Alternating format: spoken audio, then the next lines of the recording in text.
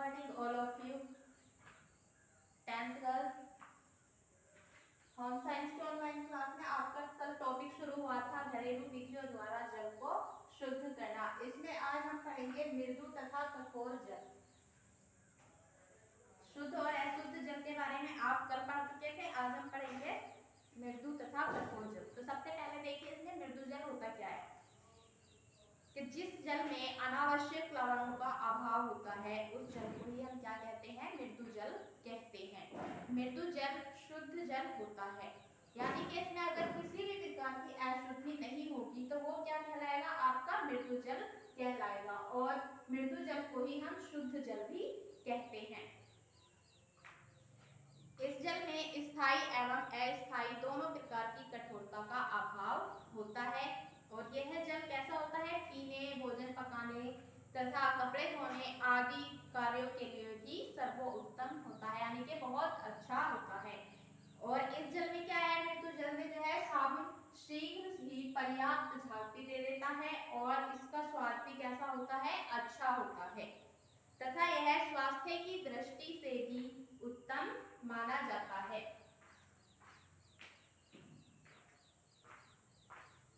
ये तो हो गया आपका मृदु जल। सेम वही कंडीशन है इसकी भी जो हमने आपको शुद्ध जल में पढ़ाई थी। अब उसके बाद देखिए यहाँ पर कठोर जल। कि कठोर जल क्या है,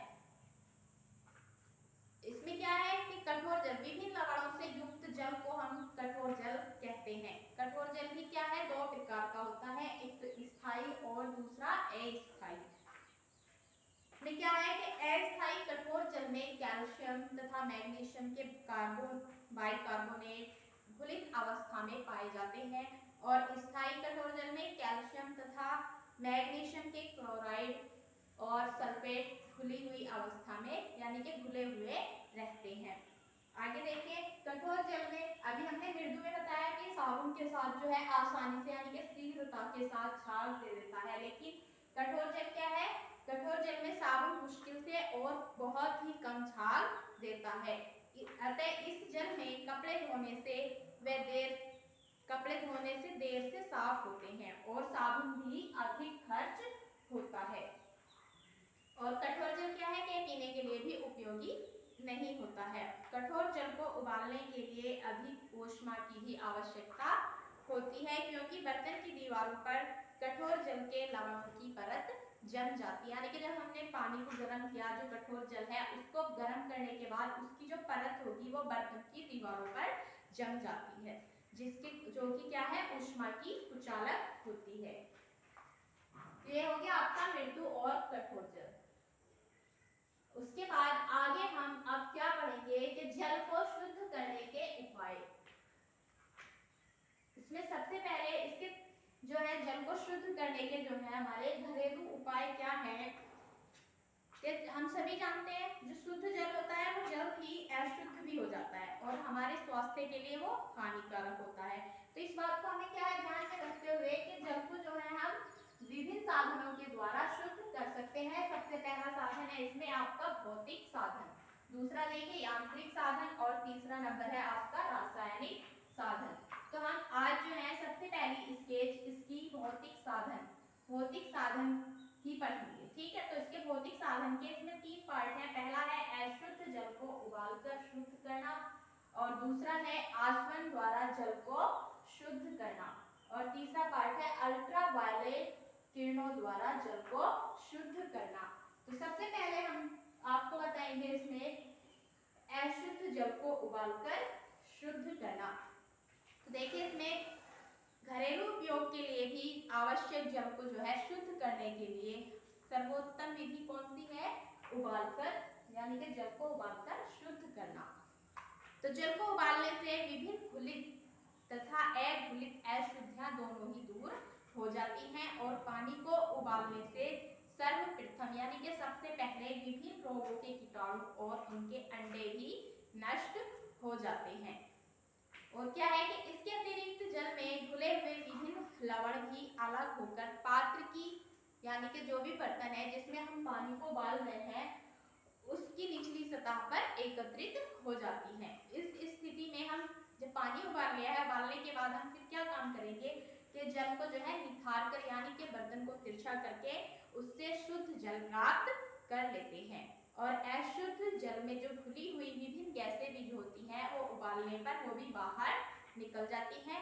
लेकिन बात ये आती है इस विधि का जो उपयोग है यानी कि अशुद्ध जल को उबालकर शुद्ध करना, इस विधि का उपयोग हम बहुत यानी कि व्यापक स्तर पर नहीं कर सकते, यानी कि बहुत बड़े स्तर पर हम जल को नहीं उबालकर शुद्ध कर सकते हैं।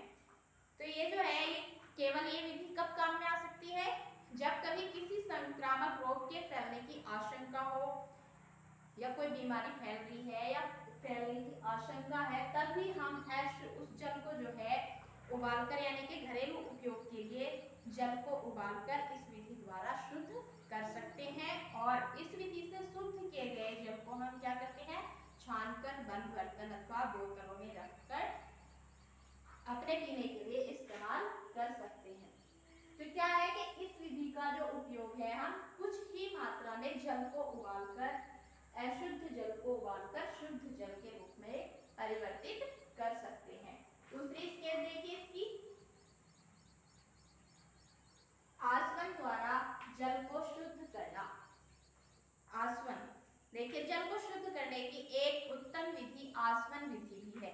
आसवन विधि के अंतर्गत सर्वप्रथम हम अशुद्ध जल को उच्च ताप पर गर्म करके भाप में परिवर्तित कर देते हैं। सबसे पहले हमें क्या करना है, जो हमने अशुद्ध जल लिया है उसको हम गर्म करेंगे, गर्म यानी कि गर्म हमें बहुत ही उच्च ताप पर करना है उसको, ठीक है।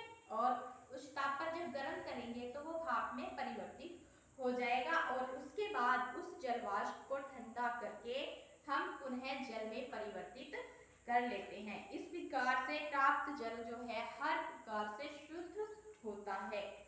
इस प्रकार से शुद्ध किए गए जल को हम आसुत जल भी कहते हैं। आसवन विधि द्वारा जो जल शुद्ध करना किया जाता है उसे हम और क्या कह सकते हैं, आसुत जल भी कहते हैं।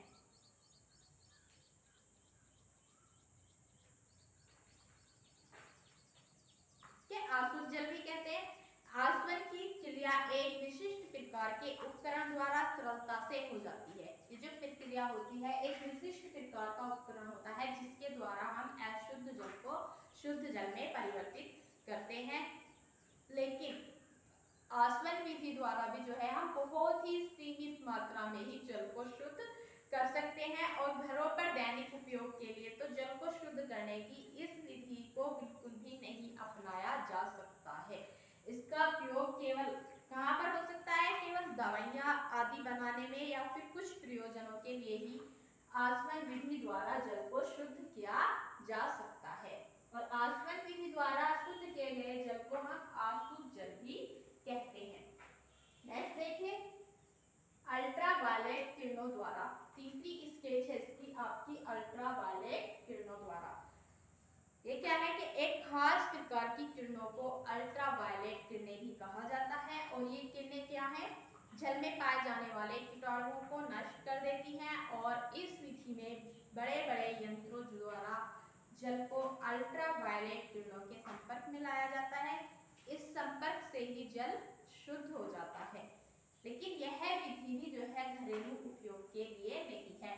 तो हमारी जो घरेलू उपयोग के लिए विधि है वो केवल कौन सी है, अशुद्ध जल को उबालकर शुद्ध करना।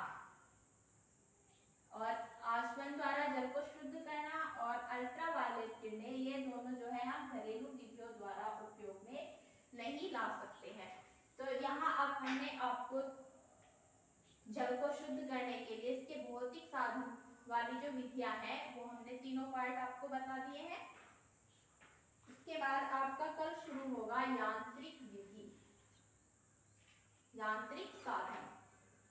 इसके जो है वो कल बताएंगे हम, इसकी यांत्रिक साधन की जितनी भी विधियां हैं वो आप कल पढ़ेंगे। सबसे पहले अब आप शुद्ध जल, मृदु जल और कठोर जल ये कंप्लीट कर चुके हैं और आज आपके नोट्स भेज जाएंगे, वो अपनी नोटबुक में सभी बच्चे अपना वर्क कंप्लीट कर लेंगे। नेक्स्ट क्लास आपकी कल शुरू होगी। Thank you.